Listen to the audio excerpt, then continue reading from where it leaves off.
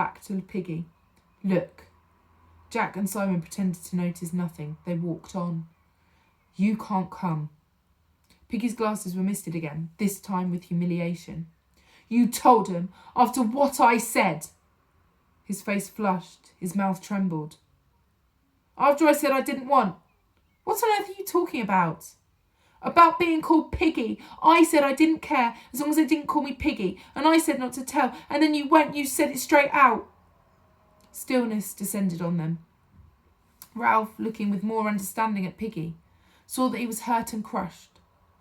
He hovered between the two courses of apology and further insult. Better Piggy than Fatty, he said at last, with the directness of genuine leadership. And anyway, I'm sorry if you feel like that. Now go back, Piggy, and take names. That's your job. So long. He turned and raced after the other two. Piggy stood, and the rose of indignation faded slowly from his cheeks. He went back to the platform. The three boys walked briskly on the sand. The tide was low, and there was a strip of weed-strewn beach that was almost as firm as a road. A kind of glamour was spread over them, and they were conscious of the glamour and made happy by it. They turned to each other, laughing excitedly, talking, not listening. The air was bright. Ralph, faced by the task of translating all of this into an explanation, stood on his head and fell over. When they had done laughing, Simon stroked Ralph's arm shyly, and they had to laugh again. Come on, said Jack presently. We're explorers. We'll go to the end of the island, said Ralph, and look round the corner. If it is an island. Now, towards the end of the afternoon, the mirages were settling a little. They found the end of the island quite distinct and not magicked out of shape or sense. There was a jumble of the usual squareness, with one great block sitting out in the lagoon. Seabirds were nestling there. Like icing, said Ralph, on a pink cake. We shan't see round this corner, said Jack, because there isn't one, only a slow curve. You can see the rocks get worse. Ralph shaded his eyes and followed the jagged outline of the crags up towards the mountain. This part of the beach was nearer the mountain than any other that they had seen. We'll try climbing the mountain from here, he said. I should think this is the easiest way. There's less of that jungly stuff and more pink rock. Come on. The three boys began to scramble up. Some unknown force had wrenched and shattered these cubes so that they lay askew, often piled diminishingly on each other. The most usual feature of the rock was the pink cliff surmounted by a skewed block, and then again surmounted, and then again, till the pinkness became a stack of balanced rocks projecting through the looped fantasy of the forest creepers. Where the pink cliffs rose out of the ground, there were often narrow tracks winding upwards. They could edge along them, deep in the plant world, their faces to the rock. What made this track? Jack paused, wiping sweat from his face. Ralph stood by him, breathless. Men? Jack shook his head. Animals. Ralph peered into the darkness under the trees. The forest minutely vibrated. Come on. The difficulty was not the steep ascent round the shoulders of the rock, but the occasional plunges through the undergrowth to get to the next path. Here, the roots and stems of creepers were in such tangles that the boys had to thread through them like pliant needles. Their only guide, apart from the brown ground and the occasional flashes of light through the foliage, was the tendency of slope. Whether this hole, laced as it was with cables of creepers, stood higher than that. Somehow they moved up. Immured in these tangles, at perhaps their most difficult moment, Ralph turned with shining eyes to the others. Wacko. Wizard. Smashing. The cause of their pleasure was not obvious. All three were hot, dirty and exhausted. Ralph was badly scratched. The creepers were as thick as their thighs and left little but tunnels for further penetration. Ralph shouted experimentally and they listened to the muted echoes. This is real exploring, said Jack. I bet nobody's been here before. We ought to draw a map, said Ralph. Only we haven't any paper. We can make scratches on bark, said Simon, and rub black stuff in. Again, the solemn communion of shining eyes in the gloom. Wacko. Wizard. There was no place for standing on one's head. This time, Ralph expressed the intensity of his emotion by pretending to knock Simon down, and soon they were a happy heaving pile in the underdusk. When they had fallen apart, Ralph spoke first. Got to get on. The pink granite of the next cliff was further back from the creepers and the trees so that they could trot up the path. This again led into more open forest, so that they had a glimpse of the spread sea. With openness came the sun. It dried the sweat that had soaked their clothes in the dark, damp heat. At last, the way to the top looked like a scramble over pink rock with no more plunging through darkness. The boys chose their way through the defiles and overscrees of sharp stone. Look, look! High over this end of the island, the shattered rocks lifted up their stacks and chimneys. This one, against which Jack leaned, moved with a grating sound when they pushed. Come on, but not come on to the top.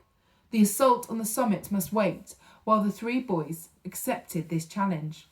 The rock was as large as a small motor car. Heave! Sway back and forth, catch the rhythm. Heave! Increase the swing of the pendulum. Increase, come up, bear against the point of the furthest balance. Increase, increase. Heave! The great rock loitered, poised on one toe, decided not to return, moved through the air, fell, struck, turned over, leapt droning through the air, and smashed a deep hole in the canopy of the forest. Echoes and birds flew, white and pink dust floated, the forest further down shook as the passage of the enraged monster. And then the island was still. Wacko! Like a bomb. Weow! Not for 5 minutes could they drag themselves away from this triumph, but they left at last. The way to the top was easy after that. As they reached the last stretch, Ralph stopped. Golly. They were on the lip of a cirque or a half-cirque in the mountain. This was filled with blue flowers, a rock plant of some sort, and the overflow hung down the vent and spilled lavishly among the canopy of the forest. The air was thick with butterflies, lifting, fluttering, settling. Beyond the cirque was the square top of the mountain, and soon they were standing on it. They had guessed before that this was an island clambering among the pink rocks, with sea on either side, and the crystal heights of the air. They had known by some instinct that the sea lay on every side, but there seemed something more fitting in leaving the last word till they stood on the top and could see the circular horizon of the water. Ralph turned to the others. This belongs to us. It was a roughly boat-shaped, humped near this end, and behind them with a jumbled descent to the shore. On either side, rocks, cliffs, treetops, and steep slope. Forward there, the length of the boat, the tamer descent, tree-clad with hints of pink, and then jungly flat of the island, dense green, but drawn at the end to a pink tail. There, where the island petered out in the water, was another island, a rock, almost detached, standing like a fort, facing them across the green with one bold pink bastion. The boys surveyed all this, then looked out to sea.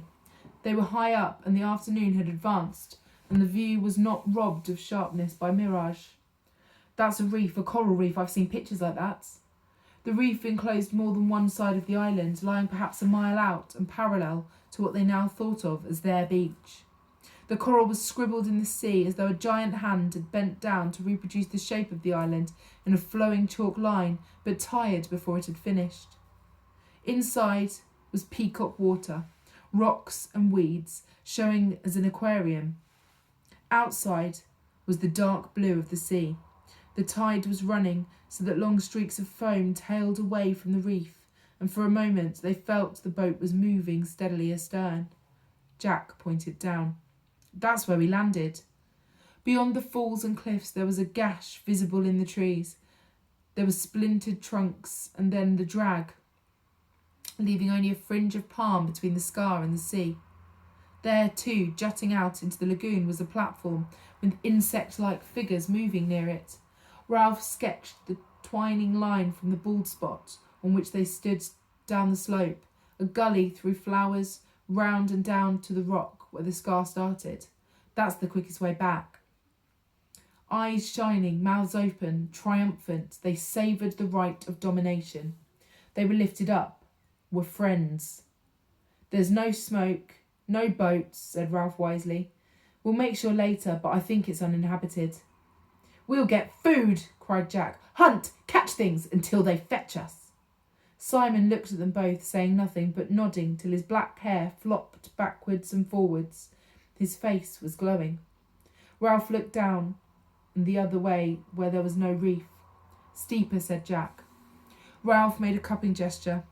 That bit of the forest down there, the mountain holds it up. Every coin of the mountain held up trees, flowers and trees. Now the forest stirred, roared, flailed. The nearest acres of rock flowers fluttered for half a minute.